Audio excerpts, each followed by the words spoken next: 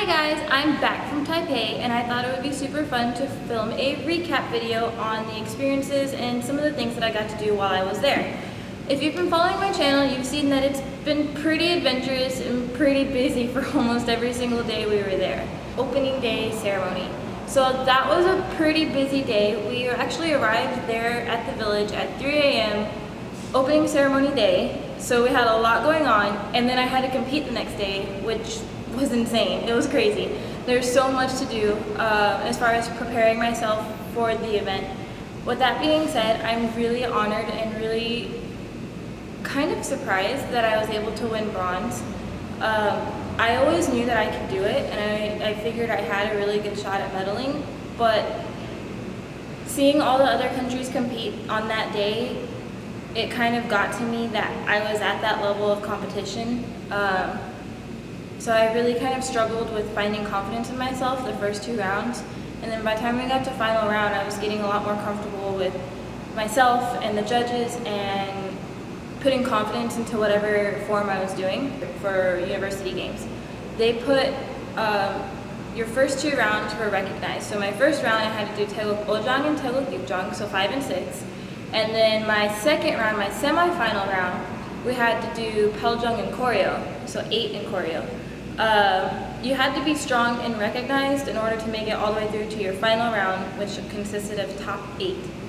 Once you made it to your final round, 60% of your score was Taibek for my specific division, and then the 40% of your score was freestyle.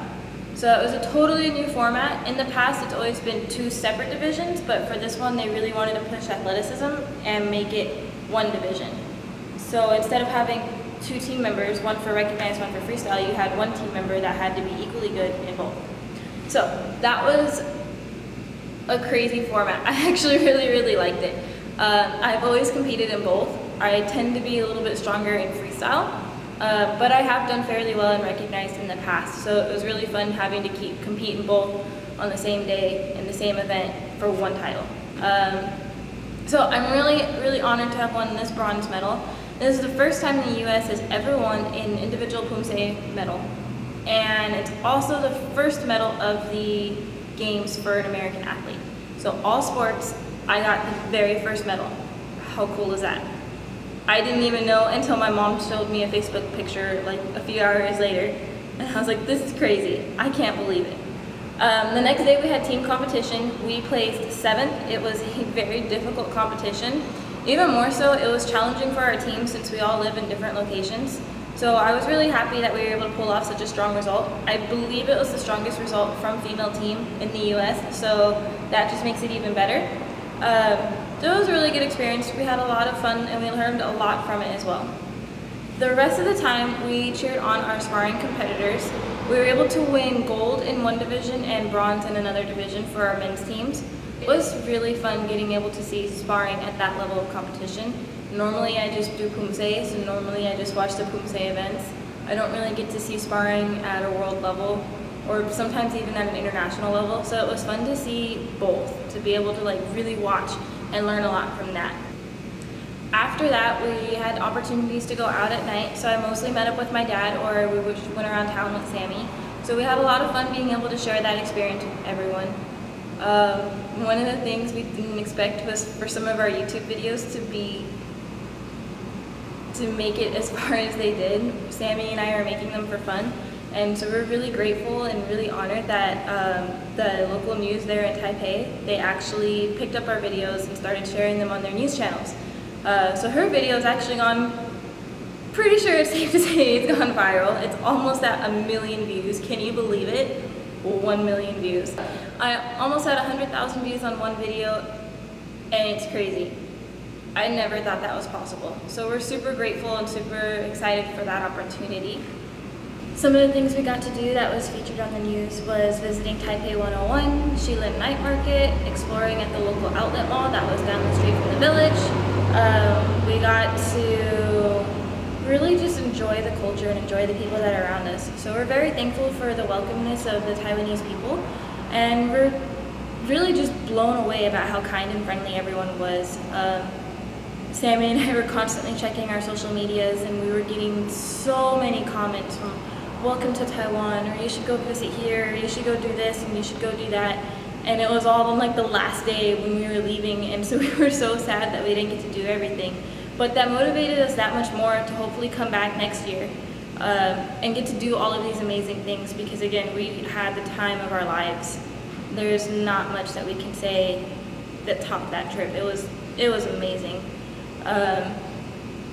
Everyone that had, from the volunteers to the staff to the locals, it was an awesome trip. So we really, really thank everyone for being a part of it. Okay, so the last thing I'm gonna do is answer some questions from Instagram and YouTube. Tell us the things you liked, especially the food. I really, really liked, as far as Taipei in general, I really liked the friendly atmosphere. You know, everywhere we went, there was people smiling and greeting us. That was amazing. And then as far as the food, I don't know. I really liked a lot of the food that I ate outside of the village. The food inside the village was good-ish. Good-ish. Outside of the village, I pretty much liked anything I ate, so that was pretty cool. Maybe at Commune A7, I had M1 Cafe. I had fried steak, and that was really good. What did I pack? Oh dear, I packed uniforms. Can't forget the uniforms. A bunch of training gear and my camera. That's pretty much it. Laptop, essentials. Describe the competition countries you're going against for individual and team. So I went against countries like Germany, Macau, Portugal, France, Australia, China, Hong Kong, Singapore, Vietnam, Taipei, Korea. I went against so many countries. It was crazy. It was like, my goodness, and they were all so talented. So it was really an honor being able to compete against such high-level athletes. What was the one thing they had but you didn't, and vice versa? Flexibility. They were a lot more flexible than I was. As far as what I had, I would probably say maybe power. I tend to be very strong in my forms.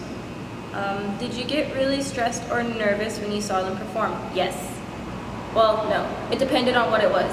I was stressed and nervous when I saw them do recognized, because I felt like I wasn't at that level, even though I was. It's more of like a self-confidence thing.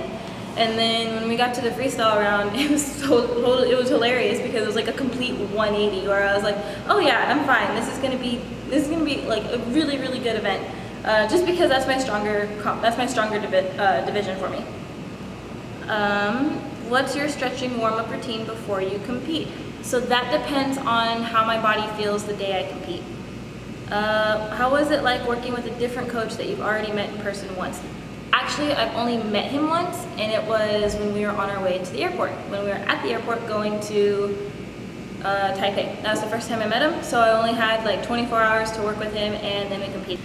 So I had a really great time working with Coach Kim. We definitely got really comfortable with each other, where he started picking on me sometimes because I was stressing out, and he's like, there's no reason to stress out, just have faith in yourself.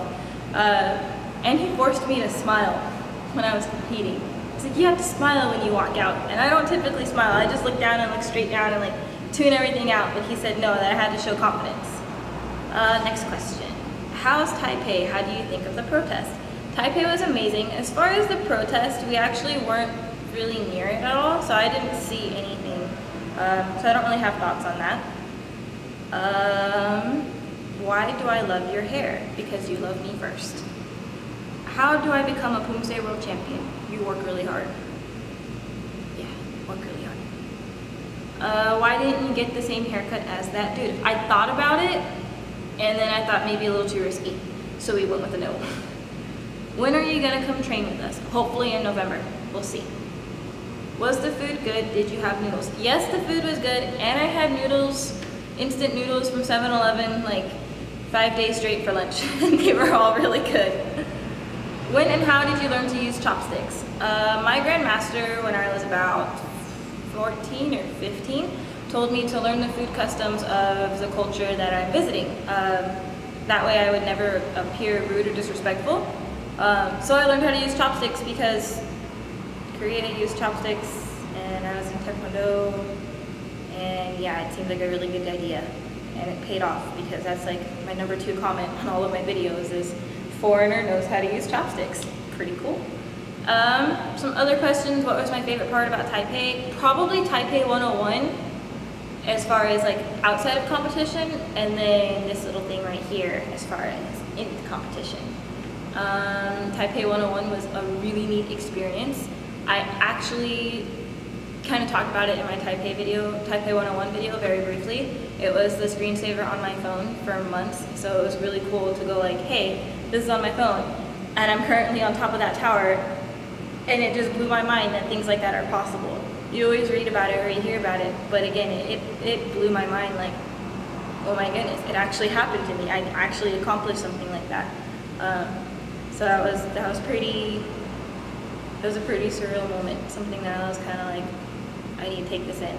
Okay, that wraps up this video. I hope you enjoyed it. I really enjoyed my adventures in Taipei, and I hope to come back next year for World Poomsare Championships 2018.